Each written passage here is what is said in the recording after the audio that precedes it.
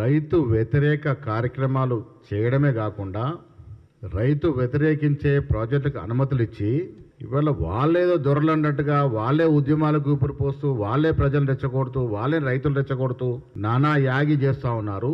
వాళ్ళ నిర్మల్ జిల్లాలోని దిలావర్పూర్ ఇవాళ రైతుల్ని రెచ్చగొడుతూ కాంగ్రెస్ ప్రభుత్వం ఏదో చేసినట్టుగా అబద్ధాలు ప్రచారం చేస్తూ ఇక్కడ బీఆర్ఎస్ కానీ బీజేపీ పార్టీ కానీ దిలావర్పూర్లో PMK distillations private limited company ఏర్పాటు చేస్తున్న పరిశ్రమకి అనుమతులు ఇచ్చింది టీఆర్ఎస్ ప్రభుత్వం.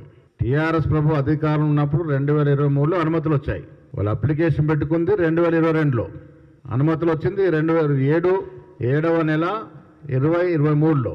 అసలు కాంగ్రెస్ పార్టీకి కాంగ్రెస్ నాయకులకి సంబంధం లేనటువంటి ప్రాజెక్ట్ ఇది. దీని మీద రైతుల్లో ఉసిగొలుపుతూ రెచ్చగొడుతూ ప్రచారాలు చేస్తూ ఉన్నారు. ఇక్కడ డాక్యుమెంట్స్ ఉన్నాయి. అసలు ఈ ప్రాజెక్ట్కి అంకురార్పణ చేసి రైతులను ముంచాలని చూసింది కేసీఆర్, కేటీఆర్. ఎవరి కోసం చేశారు?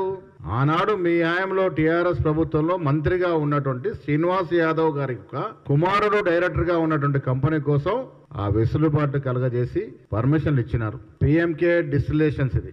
ఈ ప్రైవేట్ లిమిటెడ్లో సాయి కిరణ్ తలసాని ఒక డైరెక్టర్గా ఉన్నాడు. సాయి కిరణ్ తలసాని డైరెక్టర్గా ఉన్నటువంటి ప్రైవేట్ లిమిటెడ్ కంపెనీ ఇది. వీళ్ళకి అనుమతులు ఎప్పుడెప్పుడు ఇచ్చారు? Telangana state pollution board 7/7/23 permission ఇచ్చింది. 7/7/2023లో ఎవరు ప్రభుత్వంలో ఉన్నారండి? మా ప్రభుత్వం ఉందా? అప్పుడు టీఆర్ఎస్ ప్రభుత్వంలో మంత్రులుగా ఉన్నటువంటి తలసాని కుమారుడు డైరెక్టర్గా ఉన్నటువంటి కంపెనీకి ఆనాడు ముఖ్యమంత్రి కేసీఆర్, కేటీఆర్ అనుమతులు ఇచ్చినటువంటి పత్రాలు ఇది. 14/2/22లో అప్లికేషన్ పెట్టుకున్నారు వాళ్ళు.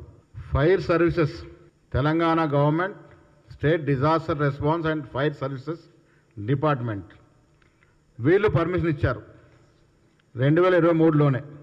చీఫ్ ఇంజనీర్ ఇరిగేషన్ వాటికి నీటి వాటా కేటాయిస్తూ పర్మిషన్ ఇచ్చారు. ఎప్పుడు?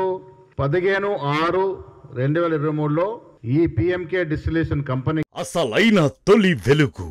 ఫాలో వాట్సాప్ @తొలి వెలుగు official.